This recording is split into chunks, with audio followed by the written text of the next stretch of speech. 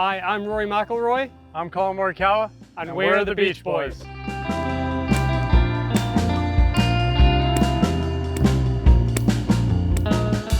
What a moment you two shared in the bunker at Augusta. Let's try and recreate it. Let's see what we got. Okay. How did that feel, first off, under the pump? Pretty cool. Like, sort of unbelievable moment. You know, me holing out first and then Collin obviously following me in, and just the whole, I felt like the atmosphere around that green was electric as we walked off. It was really cool. Yeah, I mean, hopefully, I tell people all the time, you know, hopefully we'll have the chance to win the Masters. But, you know, other than that, I think it's one of the coolest moments I could have experienced. And I seriously had blacked out after I had made my shot. And yeah, I still can picture Rory to this day spinning his arms in 50 directions. But it was a really cool moment and something you'll never forget, I think, every time you get to Augusta.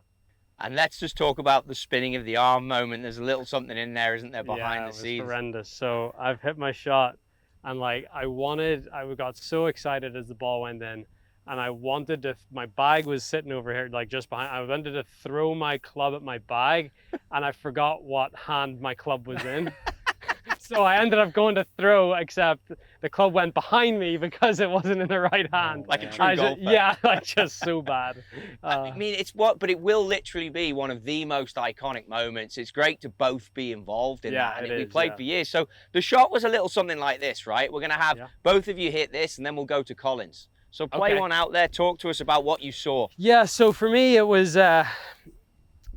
I was worried that if I used the slope that the ball wouldn't get all the way down to the hole, even though Augusta's greens are so fast. So I remember talking with my caddy Harry, just being like, I don't know if I should go straight at it and sort of just leave myself like a 6 or 8 footer for par coming back, or if I, you know, go up the hill. And Harry was pretty adamant if I got it riding the hill that it would get down to the hole. You know, so I went out and I looked at it and it was like, yeah, I'm gonna use the slope here. And it wasn't a particularly great lie.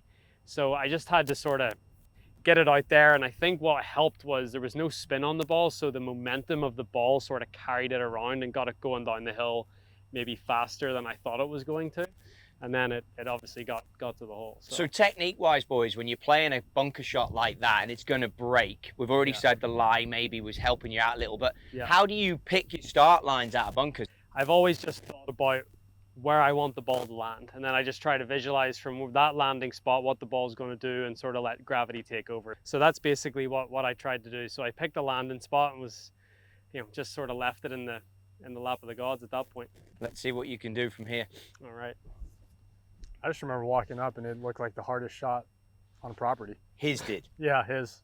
Interesting that you hadn't thought about someone else's shot going in.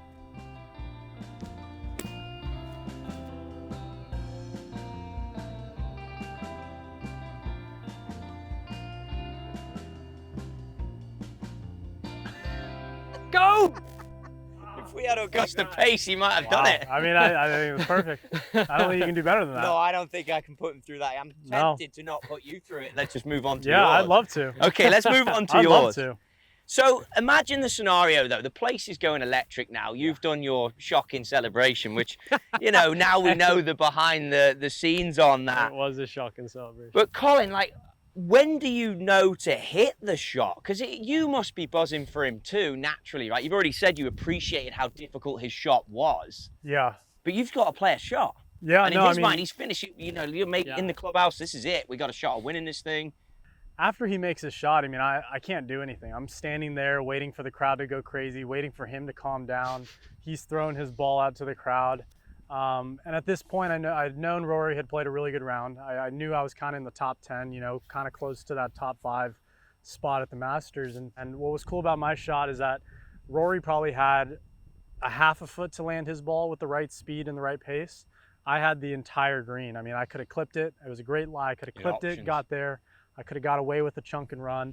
And what ended up happening was I got a little bit steep, got a little bit heavy, and it just ran. And I actually thought it was going to run a little too hard, and thankfully it hit the middle of the pin. And from there, it was copy Rory and grab the ball, throw it out to the crowd, and you'd already seen adios. The blueprint. Yeah, just not. Thankfully, you didn't follow the blueprint. Yeah, I think I might have looked. I want to say I looked at Rory after I made it. I'm gonna have to go back on the clip because it was was a cool celebration right after we, Yeah.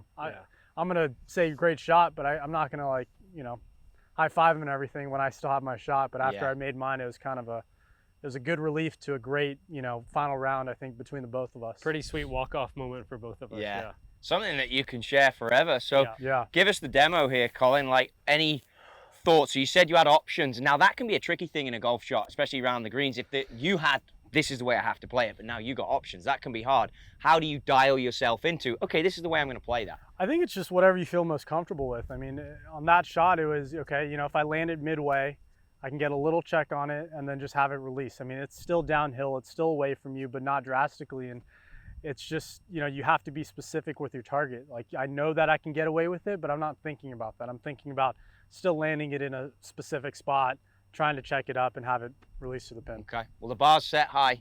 Yeah. Not as high as it was at Augusta, but it's high.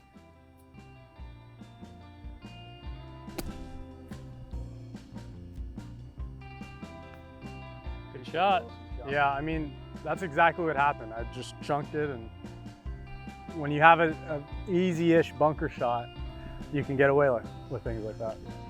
Boys, that's an amazing moment that you shared. I'm sure there's going to be plenty more. It's always a pleasure to be here and listening to you, so I wish you both best of luck again at Augusta. Keep it going. Cheers, Charlie. Thanks, Charlie. Cheers.